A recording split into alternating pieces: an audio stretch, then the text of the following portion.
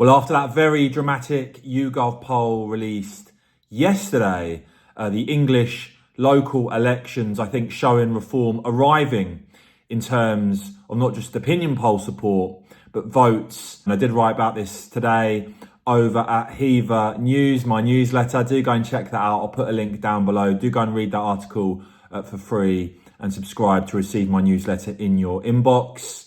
But yeah, the results started to come through last night. Reform not standing everywhere in this election, but standing everywhere at the general election. But in the seats, the areas they have stood, for instance, in Sunderland, you've seen some big results emerging as the main challenger to Labour, and the Tories, well, their support going through the floor. You saw in Plymouth, for instance, Reform overtaking the Conservatives as well. And when it came to Blackpool South, Reform very narrowly behind the Conservatives for second place at just over 100 votes in it. Now, Labour making big gains across the country, but not smooth sailing all the way. You've seen, for instance, in South Tyneside, they actually lost 10 seats with the Greens and Independents making gains.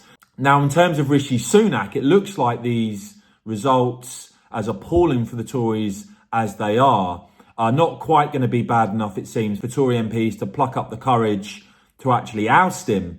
Because, for instance, in Tees Valley, Ben Houchen has held on, bearing in mind he got, I think, around 73% of the vote last time. His support down, but still winning there with a majority of the vote. But still a 17-point swing from the Tories to Labour.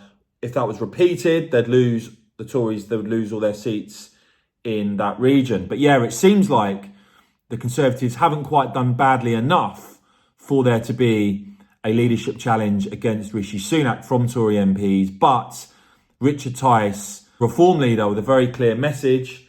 He's saying now the Tories deserve to be wiped out given the damage they have done to our country, and the Reform plan to replace them.